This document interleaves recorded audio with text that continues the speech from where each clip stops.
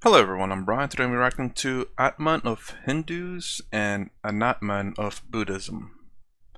J. Lakhani, Hindu Academy. So, I'm trying to learn a little bit more about Buddhism. I'm still trying to learn a lot more about Hinduism as well. Again, I don't. There's particular set Advaita Vedanta more specifically, the philosophy of that. I think in Hinduism it's just all-encompassing umbrella that includes Advaita Vedanta, Advaita Vedanta. I hope I'm pronouncing those correctly, but basically non-duality and duality, and then Buddhism as well, because that was my first interest in Eastern philosophy. So, Atman and Anatman. As far as I can tell, I think Buddhism just don't believe in Atman and Brahman, I believe, and your karma is something that gets transferred from body to body. And I know very little about Buddhism, so that's as far as I know. So let's go ahead and get started. No CC. What is Hinduism's view on the Buddhist belief of anatta, as in the body having no soul or no self? Again, a good question. And when I did talk at Ernst & Young, one Buddhist gentleman was very astute, very clever, did ask a similar question. He said, in the Hindu tradition, we use the word reincarnation. Means something is reincarnating, getting a new body. In the Buddhist tradition, they call it rebirth. What's the big technical reason why? They believe in similar thing, reincarnation, except they use different language. What's the reason? The reason is precisely this. In the Hindu tradition, we say your essential nature is a spirit, Atman. I'm sorry. I want to kind of answer that. Like, yeah, it seems like now, whenever I first watched some Buddhism video, I thought Buddhism was just trying to be different. Kind of like it's like rebelling against Hinduism. But I get it. It makes sense to have a differentiation whenever you start explaining things. Again, like, it was this person, I called him the crazy guy a long time ago when I watched him and Richard Dawkins talk about spirit. Because spirit has a very strong definition in Western culture. So, and I appreciate Buddhism for adding a different name or terminology, a different name, different meaning, so that you don't confuse Atman and Anatman. And someone in the comments said that there's the best translation for Atman in Western language is spirit or soul. But you don't have to, you can say that's the best way to describe it somewhat, but you can still use the original word called Atman and say it's similar to spirit or soul, but it's a much more. Like in my native, not my native, my birth country's language, there's no word for pizza. So what they do, they just adopted pizza. There in English, there's spirit and soul are close enough to Atman, but not quite it. So you can say, oh, we'll just use the word Atman, and the closest thing to it is soul and spirit, but not quite. Those words are too restrictive to just a human body, while Atman is expansive of more than just a human body. And that is described as without form, without qualities, no attributes, no form, nirgun, nirakar. Now this is esoteric, high philosophy of Hinduism. Same spirit, no form, no name, nothing. But when this spirit appears to be captured in a frame, mind and body frame, it is called Jivatman. Means the embodied soul, embodied spirit. I always thought Jivatman was like the false identity of your individual soul.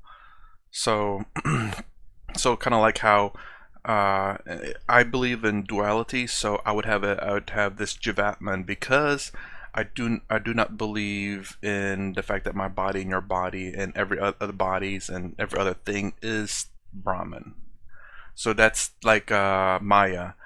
We're all Atman, but Jivatman is this illusion that you are an individual. In reality, you are Atman. Jivatman being the false reality that you are an individual. Now, Jivatman is something which we say the Hindu, is actually an illusion. It's a flux. Okay, There's okay. no such thing. Atman is Atman, pure and pristine. Not being born and being dying. It's a Jivatman that's born and it takes a rebirth. So this is the important difference. I did explain to the gentleman that what Buddha was attacking was not the concept of Atman, spirit. He was attacking the concept of Jivatman, individualized spirit. And that we agree with him. In fact, the esoteric Hinduism says Jivatman is also an illusion. You are the spirit, pure and perfect, but you feel that you are encapsulated in this body. And that thing that feels encapsulated has a habit of being reborn again and again. So it's a technical. You see, there was a big debate between Hinduism and Buddhism just after, well, about say 1200 years ago. Buddhism had become corrupt, just like any religion. They do get corrupt after some time. So Buddhism had turned into crass atheism. And the rule of India at that time, you'll be surprised, just like now, moral fabric was, if you can get money, grab it, put it in your pocket, as long as you don't get caught. Horrendous. That's the one of the six philosophies, I believe, right? Of is one of the very first philosophies of you can only you can only trust with what you can see or you can experience yourself, nothing else. So basically, if you can get away with murder or stealing, if no one catches you, then technically it never happened. I believe that was one of the philosophies, and that's a bit harsh of the philosophy of only what you see and experience can be believed, because then knowledge cannot be transferred from one person to another, because if you tell me something, I'm not going to believe it, therefore I cannot say it's fact unless I personally experience it. So knowledge is limited to what one individual obtains, and that knowledge cannot be passed on, because again, if you pass on that knowledge, the other person who's being passed on to will not have experienced that unless they have and have not experienced that. So they would say, well, I don't believe you because I didn't experience it. But yeah, it's kind of crazy about the hey, steal, and if you don't get caught, you're good. That is terrible. Highly corrupt nation. So Buddhism had now deteriorated and turned into a crass materialistic ideology. And one young man who stood up from South India and really turned the thing on his head was Adi Shankara. So Adi Shankara said, this idea of Buddhism, there's no such thing as you. He was attacking Jivatman and not Atman, the spirit that the Hindus believe in. So he took on the Buddhist and challenged all the philosophers throughout. 70% of India was Buddhist. And this one young man, Adi Shankara, decided to challenge all of them and bring back Hinduism in its purest condition. Advaita Vedanta is called. He would go and challenge the main head of the Buddhist monastery, and say, let's have a debating match. Now, would you know how rough it was? He said, if I win, then you become my disciple or you kill yourself. Oh, jeez. And if you win, either I become your disciple or I kill myself. This is a terrific challenge. So he went all over India, all the Buddhist monastic places, and challenged the head of the monastic, order there. And he knocked out Buddhism out of India. And just one man, he lived to the age of only 32. Within the age of 32, he replaced Buddhism, which had already become, Buddhism in its pure condition is perfect. Sorry, 32, man, he's so young, and again, if the story is true, I'm sure how do I explain this? He is so wise for his age, for being so young. That is crazy to be able to create an amazing argument to dismantle Buddhism. I don't like the dismantle Buddhism, but then the corrupt Buddhism, there's corruption everywhere, so I'm glad he dismantled corruption, honestly. Regardless of what belief or government system or whatever that is. But oh man, 32, that's so young. I could only imagine what happens if he lived a lot longer. What else could he discover and argue for and create? Let's rewind a little bit. Its pure condition is perfect. Hindus love Buddha.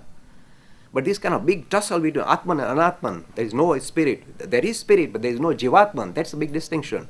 And that's what Adi Shankara brought into focus. And he won the argument. That's why Buddhism almost disappeared out of India. But the central philosophy of Buddhism, we have no difficulty. It's talking of Advaita Vedanta, which is part of esoteric Hinduism anyway. Non-theistic Hinduism is not any different from Buddhism. But this tussle about Atman and Anatman, which Buddhists like to kind of rub it in, we say, no, we already won that battle long time ago. What is Hinduism? Oh, okay.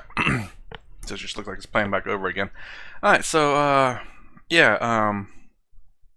so I guess, again, as far as my experience, that I experience and all the things that I've learned, again, duality. The things that I've heard in some of the Buddhism, the 2 Buddhism videos that I've watched, or maybe 3, I'm amazed to hear that I'm not very, I don't align with that too much, not too much, but then again, it's just 3 videos, so there's many more things to learn and many more things to how do I say,